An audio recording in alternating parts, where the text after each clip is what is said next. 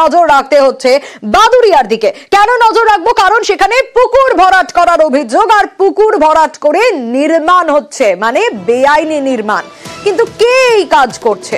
পঞ্চায়েত সদস্যের বিরুদ্ধেই এই অভিযোগ। আরো বিস্তারিত এই বিষয়ে অনুপম জানাতে পারবে।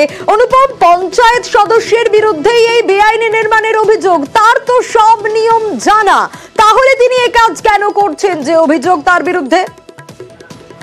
দেখো সোনিয়া, এখানে হচ্ছে সব থেকে বড় প্রশ্ন যে এই যে বাদুড়িয়া জগন্নাথপুর পঞ্চায়েতের 155 নম্বর বুথের যে মেম্বার, তৃণমূলের মেম্বার, তিনি এক প্রকার গা জোয়ারি করেই কিন্তু এই পুকুর ভরাট করে নির্মাণ করছেন এবং একদম অবৈধভাবে এই নির্মাণটা করছেন। যখন তিনি এই অবৈধ নির্মাণ শুরু করেছিলেন তখন এলাকার মানুষ কিন্তু এলাকার বিডিও অফিস এবং বিএলএল আর অফিসে কিন্তু অভিযোগ দায়ের করেছিল এবং সেই অফিসের থেকে কিন্তু তাকে যে এই যে প্রধান তার মানে মেম্বার সোনালী গাইন, সেই সোনালী গাইনকে কিন্তু চিঠিও করেছিল, নোটিশ করেছিল, বন্ধের নির্দেশ দিয়েছিল, কিন্তু তিনি কিন্তু সেটা মানেননি। সেটা না মেনে এই পুকুর ভরাট করে কিন্তু এখানে অবৈধ নির্মাণ করেছে এবং সেই নির্মাণের ফলে কিন্তু এলাকার যে জল ওই পুকুরটাতে পড়তো সেটা এখন আর পড়ে না, যে কারণে কিন্তু এলাকার জলমগ্ন হয় বর্ষার সময় এবং বিভিন্ন রকম সমস্যা কিন্তু পড়ছে।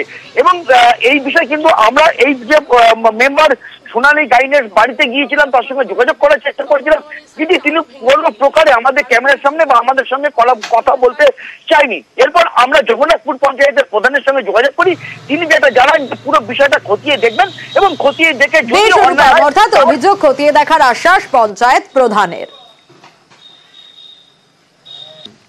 উত্তর দিয়ারা গ্রামের 155 নম্বর বুথে দীর্ঘ 100 বছর একটা পুকুর ছিল।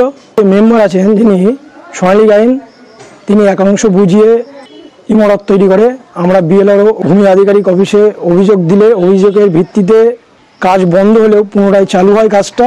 খুব দ্রুত ইমারতটি নির্মাণ হয়ে যায়, তার ফলে আমাদের এলাকার জলনিকাশি ব্যবস্থা এবং আমাদের কিছু গ্রামবাসীর বাড়িঘর জলে ডুবে যায়। আমরা অভিযোগ দিয়ে থাকি, এতে কোনো কাজ হয় না। প্রশাসনের নজর আমরা এড়াচ্ছি যাতে পুকুরটি সংস্কার হয় এবং পুকুরটি পুনরায় যেন পুকুরের জায়গায় বহাল থাকে তার দাবি জানাচ্ছি। ঠিক আছে, আমি তাহলে তার সাথে কথা বলি যে তাকে সেইগুলো সেটা করছে কি তিনি। ঠিক আছে, আমি তো না জেনে তো তাকে তো কিছু বলতে পারছি না। এবার আমি জিনিসটা ফোন করি, তাকে ফোন করে আমি শুনি যে ইনি এর মধ্যে জড়িত আছে কি। হ্যাঁ, আমি অবশ্যই, সে যদি অন্যায় করে থাকে তাকে অবশ্যই আমি তো পঞ্চায়েত ভাবে ব্যবস্থা নেব। তাকে তো ডাকা হবে, আগে তো তাকে সে করেছে কি সত্যি কি মিথ্যে সেটা তো তাকে একবার যাচাই করা উচিত। তৃণমূল নেতার জুলুমবাজির অভিযোগ, আবারও তৃণমূল নেতার সিন্ডিকেট যোগ বলে খবর পাওয়া যাচ্ছে। আর এবার ঘটনা কোথায়? কৃষ্ণনগরে কাউন্সিলরের বিরুদ্ধে এই অভিযোগ উঠে আসছে। কি অভিযোগ? না একতলা বাড়ির দোতলা তৈরিতে বাধা। কিন্তু কেন? সমীর জানাতে পারবে। সমীর, এই জুলুমবাজির অভিযোগ কেন? পুরসভা তো প্ল্যান পাস করেছিল নিশ্চয়ই, তাই জন্যই তো বাড়ির মালিক একতলা বাড়ির দোতলা করতে যাচ্ছিলেন, তাহলে কাউন্সিলর বাধা দিল কেন? পুরসভা 16 নম্বর ওয়ার্ডের বাসিন্দা অঞ্জনা দাস 2 আগস্ট কৃষ্ণনগর পুরসভা থেকে প্ল্যান পাস করে বাড়ির একতলা থেকে দোতলা করার ব্যবস্থা করেন এবং 27 আগস্ট কিন্তু পৌরসভা থেকেই সে থেকে নোটিশ পাঠানো হয় সেই নির্মাণ কাজ বন্ধ করার জন্য। এরপরে তারা যখন পৌরসভায় যোগাযোগ করেন কি কারণে এই নির্মাণ বন্ধ করার নির্দেশ দেওয়া হচ্ছে, পৌরসভা থেকে জানানো হয় স্থানীয় কাউন্সিলরের সঙ্গে যোগাযোগ করতে। আবার কাউন্সিলরের কাছে যখন তারা জানান পৌরসভায় যোগাযোগ করতে। এই দোলাচলের মধ্যে থেকে কোনো সুরাহা না পাওয়ার পরে তারা পুনরায় নির্মাণ শুরু করেন। ফের তখন কাউন্সিলর দলবল নিয়ে গিয়ে তাদের বাড়িতে কাজ বন্ধ করে দেওয়ার নির্দেশ দেয় এবং বছর থেকে বন্ধ হয়ে পড়ে আছে।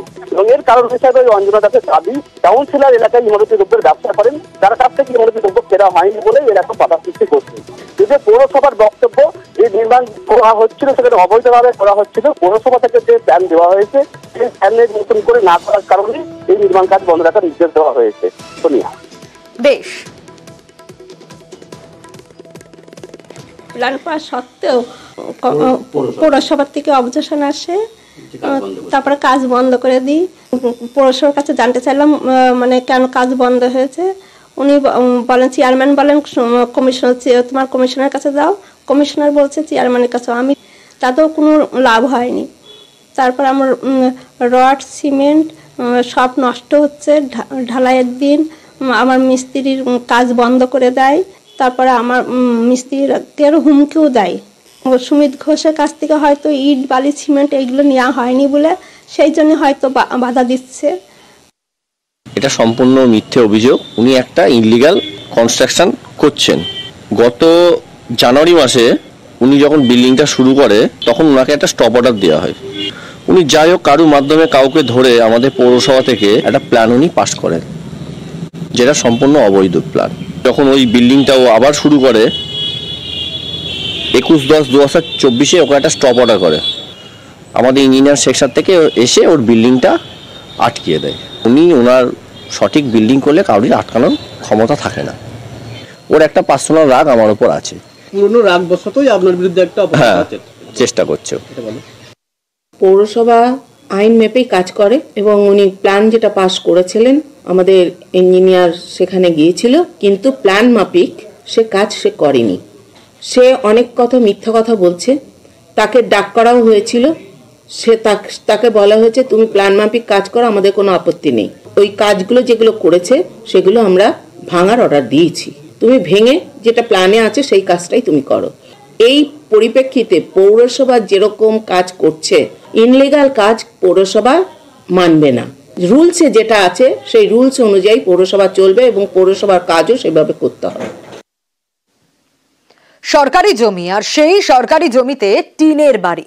ব্যারাকপুরের মোহনপুরে সরকারি জমি দখল করে রাখার অভিযোগ, এ নিয়েই তৈরি হয়েছে বিতর্ক।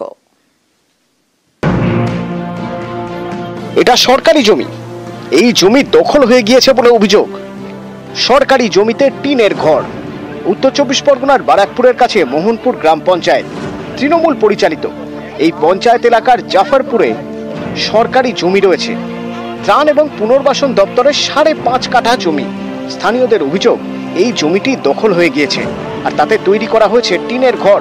পাশেই আরও একটি ঘর তৈরি হচ্ছে। স্থানীয়দের দাবি এলাকায় কোনো খেলার মাঠ নেই, তাই এই সরকারি জমিতে মাঠ বা পার্ক করার আবেদন জানানো হয়েছিল, কিন্তু তা হয়নি। উল্টে সরকারি জমি জবরদখল করে ঘর তৈরি করা হচ্ছে বলে অভিযোগ।